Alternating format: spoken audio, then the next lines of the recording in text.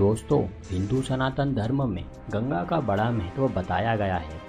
स्कंद पुराण के अनुसार बताया गया है कि जो व्यक्ति गंगा में स्नान करता है उसे 10 तरह के अक्षम्य पापों से मुक्ति मिल जाती है। हमारी संस्कृति में कोई भी शुभ कार्य गंगा के पवित्र जल के बिना संभव नहीं हो पाता। बच्चे के मुंडन के बाल से लेकर मृत्यु के बाद मनुष्य की अस्थियों तक को गंगा में प्रवाहित किया जाता है। हिंदू समाज में अस्थि विसर्जन के लिए सबसे ज्यादा महत्व गंगा नदी का ही माना जाता है। तो आइए दोस्तों, एक बार विस्तार से प्रकाश डालते हैं आखिर क्यों गंगा में ही प्रवाहित करी जाती हैं अस्थियां। नमस्कार दोस्तों, स्वागत है आप सभी का आपके अपने festivals of India YouTube channel पर।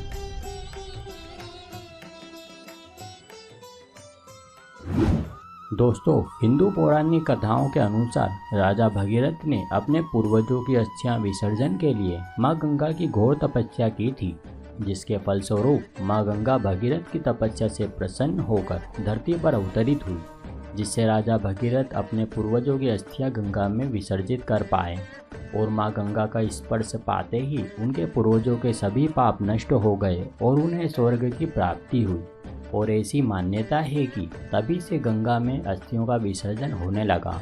हिंदू धर्म में मां गंगा को इसलिए भी सर्वोच्च माना जाता है क्योंकि मां गंगा श्री हरि के चरणों से निकली है और भगवान शिव की जटाओं में वास करते हुए पृथ्वी पर आई है। गरुड़ पुराण समेत कई ग्रंथों और वेदों में जिक्र मिलता है कि गंगा देव नदी या स्वर्ग नदी है। ऐसी मान्यता है कि जिस व्यक्ति का निधन गंगा नदी में हो जाता है, फिर चाहे वह दुर्घटना ही क्यों न हो, ऐसे व्यक्ति के भी सभी पाप नष्ट हो जाते हैं और वह सीधे भगवान विष्णु के पास वैकुंठ लोक पहुंच जाता है। हिंदुओं के धार्मिक मान्यता के अनुसार मरणोपरांत अस्थियों को जल्द से जल्द गंगा नदी में प्रवाहित कर देना चाहिए। ऐसी मान्यता है कि मृतक की अस्थियां गंगा में प्रवाहित करने से मृतक की आत्मा को शांति मिलती है तथा पतित पावनी मोक्षदायिनी गंगा के पवित्र जल से मृतक की आत्मा के लिए स्वर्ग के दरवाजे खुल जाते हैं, क्योंकि गंगा का स्थान आज भी स्वर्ग है। शास्त्रों में बताया गया है कि गंगा तट पर शरीर त्यागने वाले को यमदंड का सामना नहीं करना पड़ता। दोस्तों, शंख स्मृति एवं कर्म पुराण में भी अस्थियों को गंगा में विसर्जित करना ही शुभ बताया गया है। मान्यता है कि मां गंगा में अस्थियां डालने से मृतक व्यक्ति के जन्मों जन्मों के पाप नष्ट हो जाते हैं और मृतक व्यक्ति की आत्मा को नया मार्ग मिलता है, जो उसे परमपिता परमेश्वर की शरण में ले जाता है, जिससे मनुष्य को जन्म मरण के चक्कर से छुटकारा मिलता है और उसकी आत्मा ब्रह्म में लीन हो जाती है।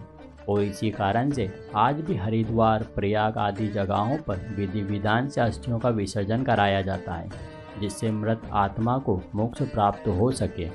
एक पौराणिक कथा के अनुसार एक दिन मां गंगा भगवान नारायण से मिलने वैकुंठ धाम गई। तब उन्होंने श्री हरि से पूछा, हे प्रभु, मेरे जल में स्नान करने पर सभी के पाप नष्ट हो जाते हैं, लेकिन मैं इतने पापों का बोझ कैसे उठाऊंगी। तब भगवान नारायण ने कहा कि हे देवी, आपके जल में जब भी कोई साधु संत वैष्णव आकर स्नान करेंगे, तब आपके अंदर समाये हुए सभी पाप नष्ट हो जाएंगे और आप हमेशा के लिए पतित पावनी बनी रहेंगी। और इसी के साथ देवी, पृथ्वी पर जो भी मनुष्य गंगा नदी में स्नान करेगा उसे मोक्ष की प्राप्ति होगी। दोस्तों, यह तो थे वे धार्मिक कारण जिसके कारण से गंगा नदी में अस्थियों का विसर्जन किया जाता है।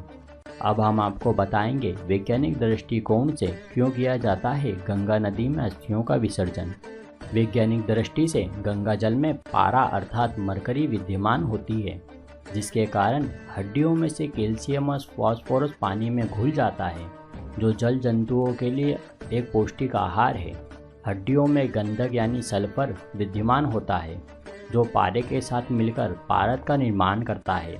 इसके साथ साथ यह दोनों मिलकर मरकरी सल्फाइड साल्ट का निर्माण करते हैं। हड्डियों में बचा शेष कैल्शियम पानी को स्वच्छ रखने का काम करता है।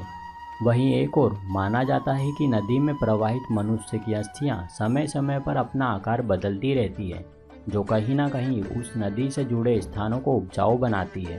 तो दोस्तों, ये थे वैज्ञानिक कारण कि क्यों गंगा नदी में अस्थियां विसर्जन करने का महत्व है। वहीं दोस्तों, धार्मिक दृष्टि से पारद शिव का प्रतीक है और गंधक शक्ति का प्रतीक है। और इसी तरह दोस्तों, अस्थियों के विसर्जन से मनुष्य का शरीर शिव और शक्ति में विलीन हो जाता है। तो दोस्तों, अब तो आप जान ही गए होंगे कि क्यों किया जाता है गंगा में अस्थियों का विसर्जन। इसी के साथ हमारी ये जानकारी भी यहीं पर समाप्त होती है। आशा करते हैं आपको ये ज़रूर अच्छी लगी होगी।